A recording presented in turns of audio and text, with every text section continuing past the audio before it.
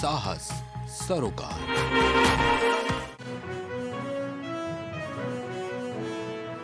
100 से ज्यादा शिक्षकों का इस्तीफा।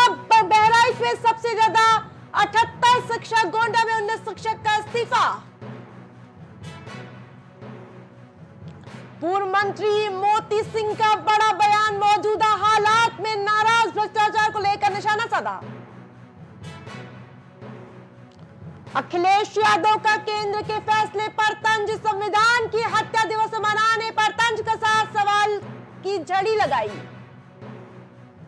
आरएसएस की रांची बैठक में तय होगी यूपी की आगे की राह, लोकसभा चुनाव को लेकर लिया जाएगा फीडबैक।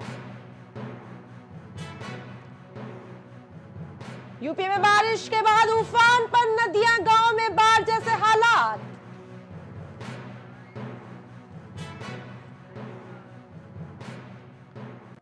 नमस्कार, आप देख रहे हैं प्राइम टीवी। मैं हूं आपके साथ आरती तिवारी। उत्तर प्रदेश के शिक्षक ऑनलाइन उपस्थिति को लेकर विरोध जता रहे हैं। वहीं देवी पाटन मंडल के चारों जिलों में 100 से ज्यादा अध्यापकों ने नोडल संकुल यानी कि सकुल शिक्षक के पद से इस्तीफा दे दिया है, जिसमें सबसे ज्यादा इस्तीफा देने वाले अध्यापक बहराइच जिले से है। कुल 78 ऐसे शिक्षक हैं जिन्होंने इस्तीफा दे दिया है। माफ कीजिएगा, 68 ऐसे शिक्षक हैं जिन्होंने इस्तीफा दे दिया है। गोंडा में 19, बलरामपुर में 7 और श्रावस्ती से 6 अध्यापकों ने अपने अतिरिक्त दायित्व के पदों से इस्तीफा दे दिया है। जहां अध्यापकों ने लिखा है कि सरकार द्वारा बिना हम लोगों की समस्याओं का समाधान किए विभाग द्वारा मनमानी तरीके से अव्यवहारिक आदेश जारी कर दिया गया है, जिसमें हम लोग अब शैक्षिक कार्य केवल करना चाहते हैं। गैर शैक्षिक अतिरिक्त दायित्व को निभाने में हम लोग असक्षम है। ऐसे में अव्यवहारिक आदेशों के कारण बाइक से विद्यालय जाकर सूचनाओं का संकलन करने में दिक्कतें हो रही हैं और इसलिए हम लोग शिक्षक कार्य के अलावा गैर शिक्षक कार्य नहीं करेंगे।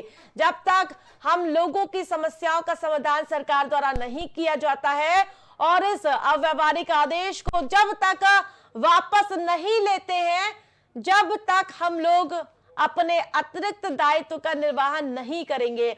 हम लोगों ने 2 साल से पूरी निष्ठा के साथ अपने अतिरिक्त दायित्व का निर्वहन किया है, लेकिन अब ऑनलाइन उपस्थिति होने के कारण हम दूसरी जगह पर कार्य नहीं कर सकते हैं। तो जिस प्रकार से लगातार शिक्षक प्रदर्शन कर रहे हैं। जुलाई से शुरू होना था, क्या वजह थी सरकार उसको 8 जुलाई से ही लगा दी और उसमें इतनी परेशानियां हैं कि हम लोगों को सिर्फ सीएल मिलता है, कैजुअल लीव 14 की संख्या में, जबकि जितने भी कर्मचारी हैं सरकारी सबको 31 दिन का ईएल मिलता है। हम लोगों को कहा जाता है कि आप गर्मी छुट्टी लेते हैं, भाई गर्मी छुट्टी हमको मत दीजिए, 31 दिन का ईएल और 14 दिन का सीएल, हाफ डे लीव की व्यवस्था ये करें और पेरेंट केयर लीव की व्यवस्था करें, तो हम ऑनलाइन अटेंडेंस देने तैयार हैं, हमें कोई दिक्कत नहीं। लेकिन ऐसे सैकड़ों वीडियो हम लोगों ने माननीय महानिदेशक महोदय को भेजा है जिसमें स्कूल आधे आधे डूबे हुए हैं।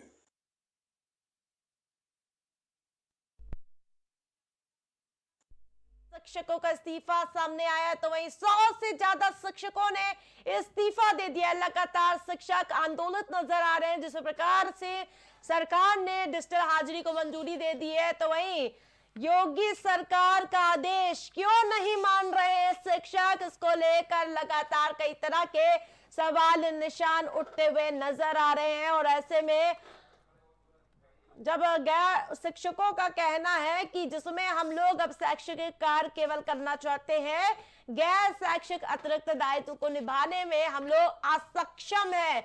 ऐसे में अव्यवहारिक आदेशों के कारण बाइक से विद्यालय जाकर सूचनाओं का संकलन करने में दिक्कतें हो रही हैं और इसलिए हम लोग शिक्षक कार्य के अलावा गैर शिक्षक कार्य नहीं करेंगे। जब तक हम लोगों की समस्या का समाधान सरकार द्वारा नहीं किया जाता है और इस अव्यवहारिक आदेश को जब तक वापस नहीं लेते हैं, तब तक हम लोग अतिरिक्त दायित्व नहीं करेंगे, अतिरिक्त दायित्व का निर्वहन नहीं करेंगे। हम लोगों ने 2 साल से पूरी निष्ठा के साथ अपने अतिरिक्त दायित्व का निर्वहन किया है, लेकिन अब ऑनलाइन उपस्थिति होने के कारण हम दूसरी जगह पर कार्य नहीं कर सकते और इस सबको लेकर लगातार शिक्षकों का आंदोलन लगातार जारी है। 100 से ज्यादा ऐसे शिक्षक हैं जिन्होंने इस्तीफा सौंप दिया है। सबसे ज्यादा इस्तीफा बहराइच से सामने आया है, जहां आपको बता दें कि 68 शिक्षकों ने ये इस्तीफा सौंप दिया है। तो वहीं गोंडा में 19 शिक्षकों ने अपना इस्तीफा सौंप दिया है, जबकि बलरामपुर से 7, श्रावस्ती से 6 अध्यापकों ने अपने अतिरिक्त दायित्व के पदों से इस्तीफा दे दिया है, जहां अध्यापकों ने लिखा है कि सरकार द्वारा बिना हम लोगों की समस्या का समाधान किए बिना विभाग द्वारा मनमानी तरीके से अव्यवहारिक आदेश जारी कर दिया गया है, जिसमें हम लोग अब शिक्षक कार्य केवल करना चाहते हैं। गैर शैक्षिक अतिरिक्त दायित्व को निभाने में हम लोग असक्षम हैं।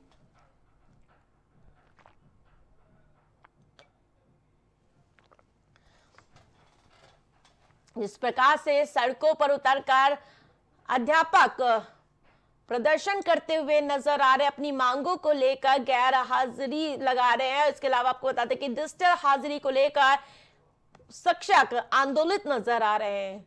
तो वहीं 100 से ज्यादा शिक्षक इस्तीफा सौंप चुके हैं। उन्होंने गैर शिक्षण कार्य नहीं करने का फैसला किया है। जब तक हम लोगों की समस्याओं का समाधान नहीं होता है तब तक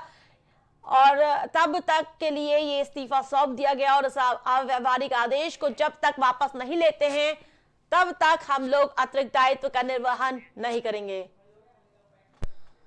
वहीं ज्यादा अपडेट के साथ राजेश फोन लाइन पर जुड़ चुके हैं। राजेश, जिस प्रकार से 100 से ज्यादा शिक्षक इस्तीफा दे चुके हैं, क्या मांग है शिक्षकों की? देखिए आरती, अगर बात की जाए होगी तो लगातार शिक्षक जो है डिजिटल सिग्नेचर के खिलाफ धरना प्रदर्शन कर रहे थे, और उसके साथ साथ में आपको बता दें कि हड़ताल पर भी थे शिक्षक, और ये एकजुट शिक्षक संघ जो है हड़ताल पे था डिजिटल सिग्नेचर के खिलाफ में, जो योगी सरकार के द्वारा पूरे उत्तर प्रदेश में लागू किया गया था। तो कहीं न कहीं अगर देखा जाए तो शिक्षक उसी को लेकर अब इस्तीफा भी देना शुरू कर दिए। अगर श्रावस्ती की बात की जाए, बहराइच की बात की जाए, या गोंडा, लखीमपुर खीरी की बात की जाए, तो हर जिले में कहीं 50, कहीं 10 ऐसे कई जिले में लगातार जो है इस्तीफा देने का सिलसिला शुरू हो गया है उत्तर प्रदेश में। अब देखने वाली बात होगी पूरे उत्तर प्रदेश में शिक्षक इस्तीफा देते हैं या योगी गवर्नमेंट जो है अपने फैसले को वापस लेती है। क्या लगता है राजेश, कहीं ना कहीं शिक्षक मनमानी करते हुए नजर आ रहे हैं? डिजिटल हाजिरी की जगह वो अपनी मांगों को मनवाने का प्रयास कर रहे हैं। बिल्कुल आरती, अगर बात की जाए तो कहीं कहीं देखा जाए तो शिक्षक जो है बिल्कुल अपनी मनमानी करते हुए नजर आ रहे हैं, क्योंकि इसके पहले शिक्षक को अगर देखा जाए तो जितने भी प्राइमरी स्कूल थे तो शिक्षक जो है कहीं कहीं उनका अगर टाइमिंग, स्कूल जाने का टाइमिंग अगर 10 बजे रहता था, तो बहुत सारे शिक्षक ऐसे देखे गए जिनकी लापरवाही दिन में सामने नजर आई है। बिल्कुल राजेश, तमाम अपडेट के लिए धन्यवाद आपका।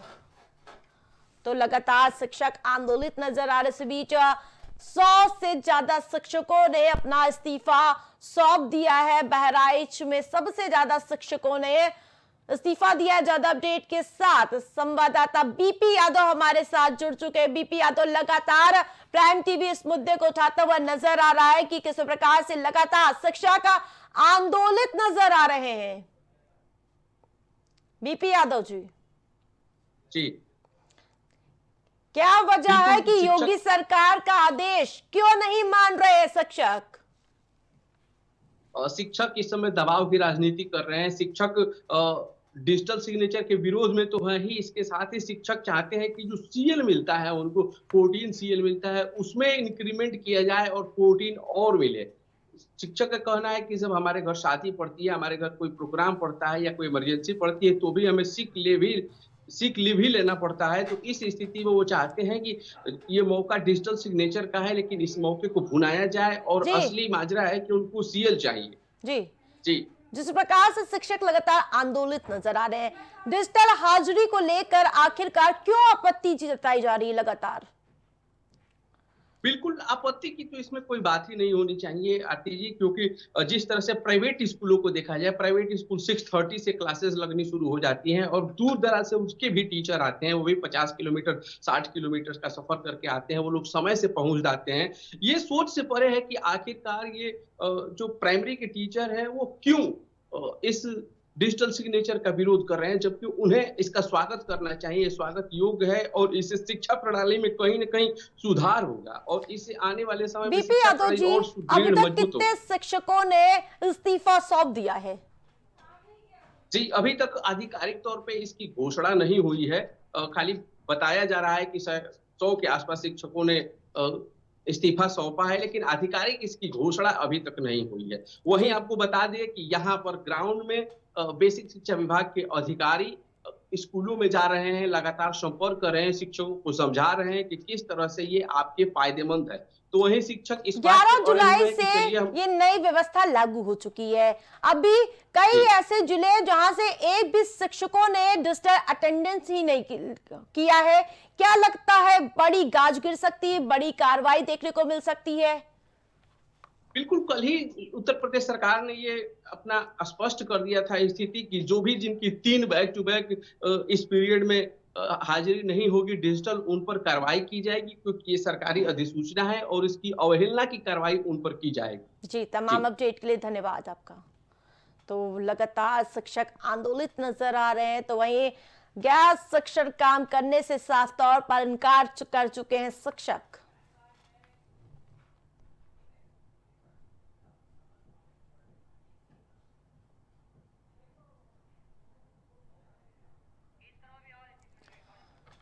तो वहीं आपको बता दें कि लगातार अभ्यर्थियों को लेकर लगातार योगी सरकार फैसला लेती हुई नजर आ रही थी। छात्रों के भविष्य के लिए कहीं ना कहीं ये फैसला अच्छा माना जा रहा है कि अगर शिक्षक टाइम से स्कूल पहुंचेंगे तभी स्कूल संचालित हो सकेगा, उनका भविष्य सुधर सकेगा। लेकिन इन सब के बीच शिक्षक अपने मनमानी रवैये पर अड़े हुए नजर आ रहे हैं, जिस प्रकार से सड़कों पर उतर चुके हैं और साथ ही 100 से ज्यादा ऐसे शिक्षक हैं जिन्होंने इस्तीफा दे दिया है। उन्होंने कहा है कि जब तक ये मनमाना रवैया रहेगा तब तक हमारा इस्तीफा रहेगा। और इसके साथ ही गोंडा में 19 शिक्षक ऐसे हैं जिन्होंने इस्तीफा सौंप दिया है। तो वहीं आपको बता दें कि बहराइच में 68 ऐसे शिक्षक हैं जिन्होंने अपना इस्तीफा सौंप दिया है।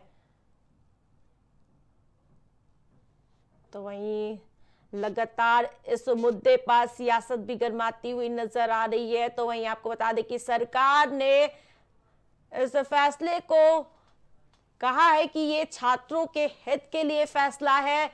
वहीं टीचरों की ऑनलाइन अटेंडेंस को लेकर लगातार अपडेट आपको बता रहे हैं, जो आपको बता दें कि टीचर्स टैबलेट से किसी भी समय हाजिरी लगा सकेंगे। लगातार सरकार नियमों में बदलाव भी करती हुई नजर आ रही। शिक्षकों की दिक्कतों को ध्यान में रखते हुए ये बदलाव किया गया है।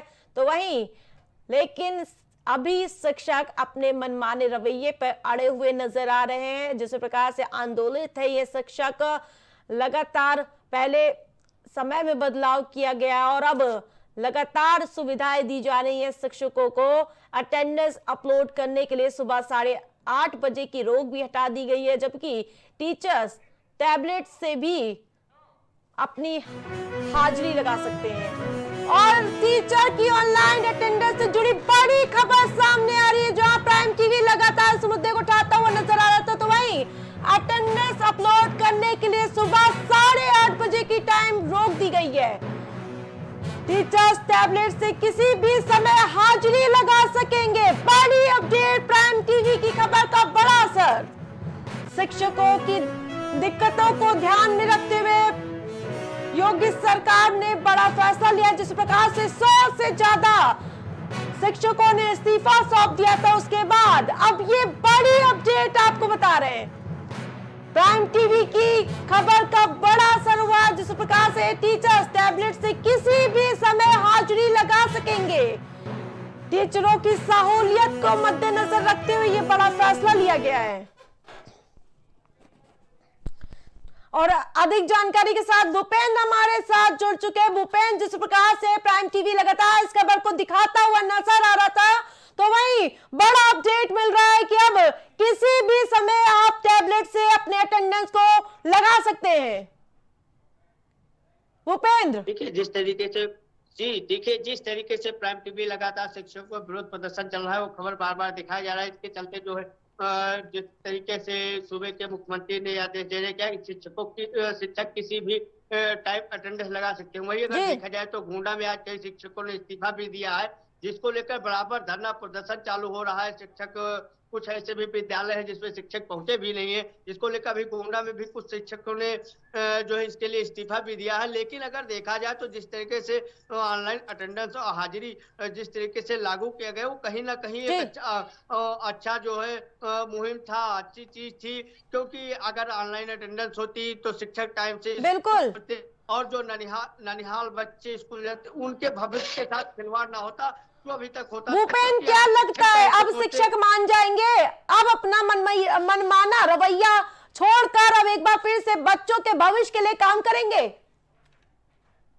देखो, ये तो अभी देखने वाली बात होगी, क्योंकि अभी भी जो है आज ही जो है शिक्षकों ने जो गोंडा में इस्तीफा सौंपा है। लेकिन अगर देखा जाए तो जिस तरीके से गाइडलाइन जारी हुई, उन्होंने ये आदेश भी जारी हुआ है कि किसी भी समय अटेंडेंस लगाई जा सकती है। लेकिन अब ये देखने वाली बात होगी जो शिक्षक है जिस तरीके से धरना प्रदर्शन चालू कर रहे हैं करते हैं, वो इस जो है आदेश का पालन करते हैं या नहीं पालन। अगर नहीं पालन करते हैं, जो ननिहाल बच्चे छोटे बच्चे उनके भविष्य के साथ खिलवाड़ होता है। अगर ऑनलाइन अटेंडेंस जिस तरीके से लागू की गई थी और ऑनलाइन अटेंडेंस बराबर अगर चलती तो जो शिक्षक बेटाइम पहुंचते थे, कभी पहुंचते थे कभी नहीं पहुंचते, वो टाइम से पहुंचते। और जो सरकारी विद्यालय थे, जो प्राथमिक विद्यालय, वो कहीं ना कहीं जो है एक अच्छे सोल्यूशन पर पहुंचते और बच्चों के भविष्य के बारे में जो है एक अच्छा पहल मिलता। बिल्कुल, तमाम अपडेट के लिए धन्यवाद भूपेंद्र।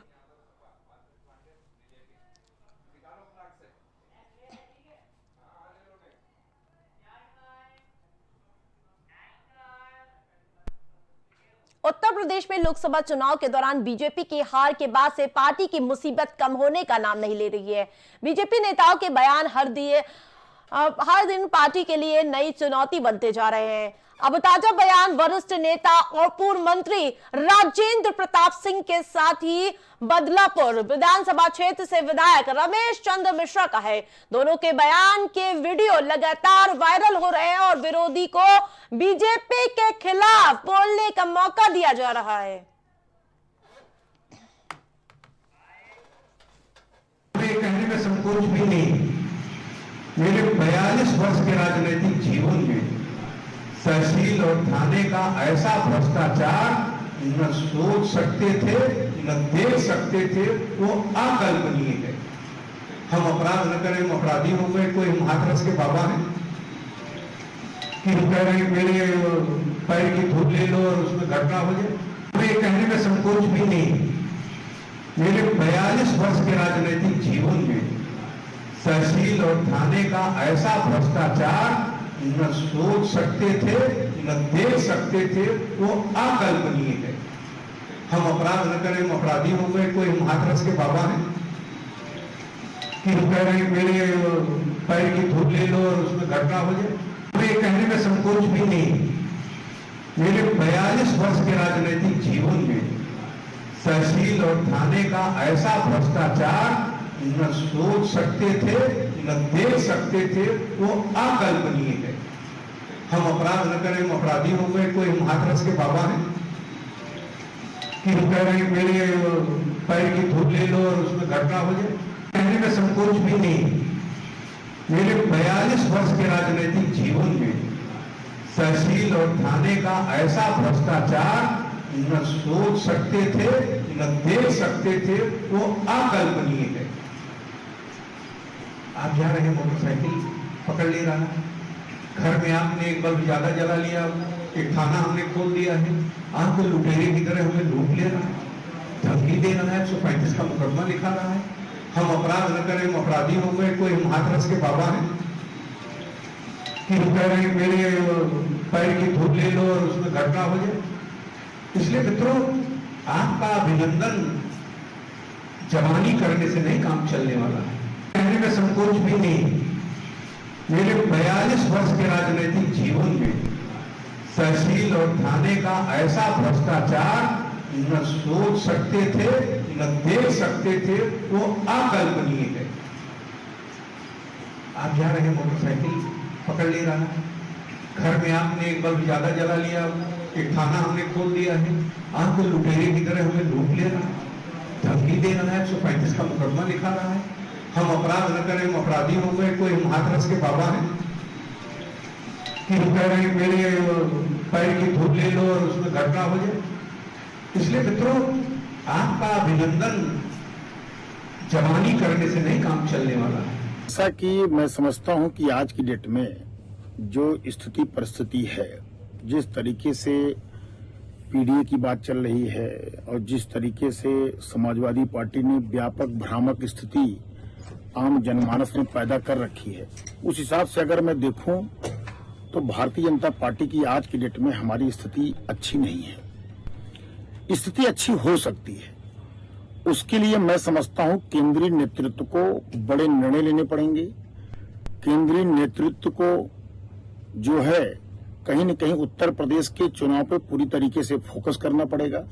भारतीय जनता पार्टी के एक एक कार्यकर्ता को, एक एक जनप्रतिनिधि को मन से लगना पड़ेगा, तभी हम 27 में सरकार पुनः बना सकते हैं। नहीं तो आज की जो स्थिति है, उस स्थिति के हिसाब से हमारी सरकार बहुत ही स्थिति खराब है। हमारी सरकार बनने की स्थिति आज के डेट में नहीं दिखाई पड़ रही है।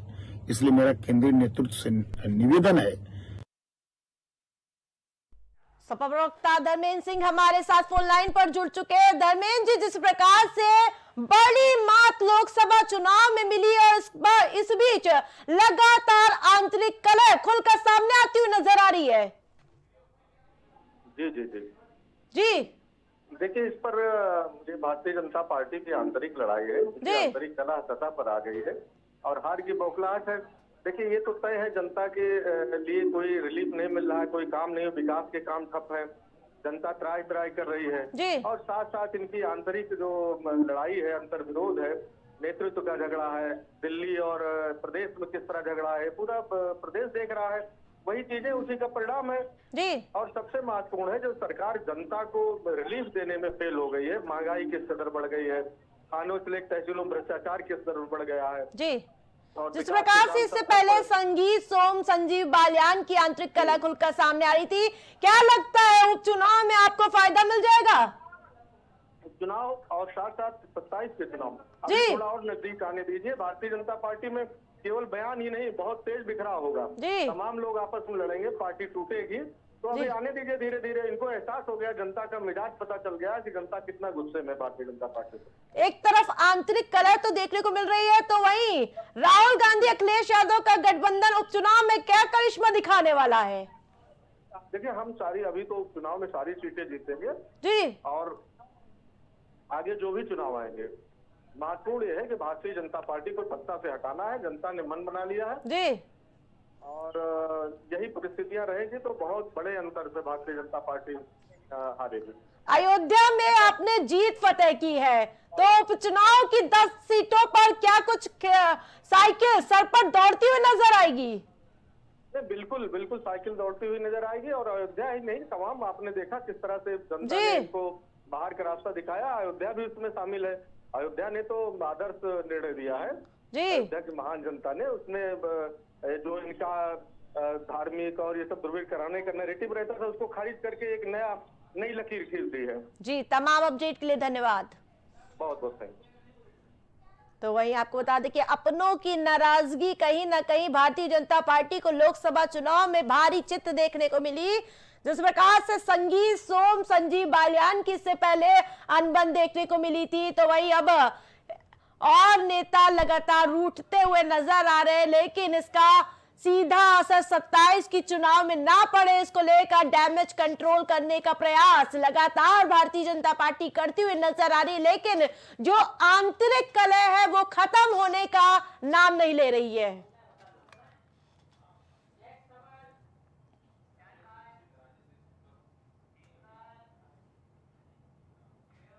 अब बढ़ते अगली खबर की ओर, जहां जौनपुर के बदलापुर सीट से विधायक रमेश चंद्र मिश्रा का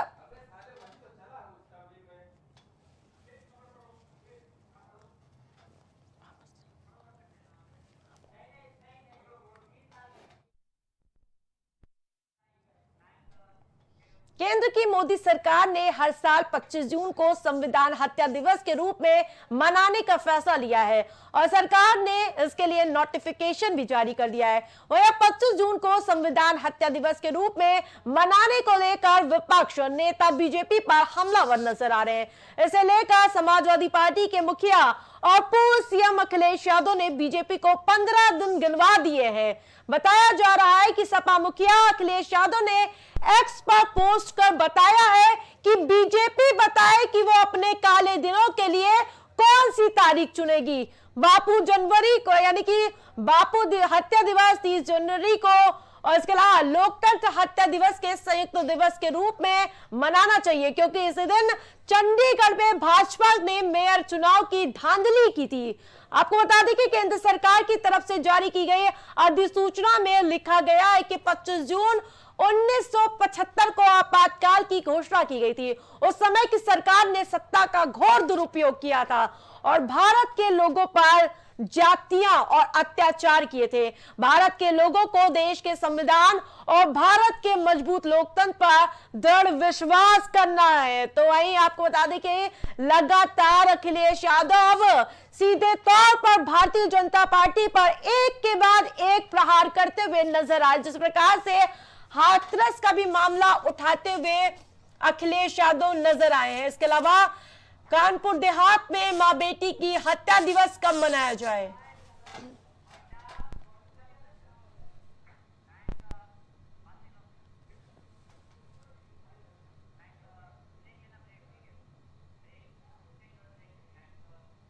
यार रुकते एक छोटे से ब्रेक के लिए देखते रहिए प्राइम टीवी। कुछ भाव पुष्प। आप देख रहे हैं प्राइम टीवी, सच साहस सरोकार। छूट नहीं पाएगी अब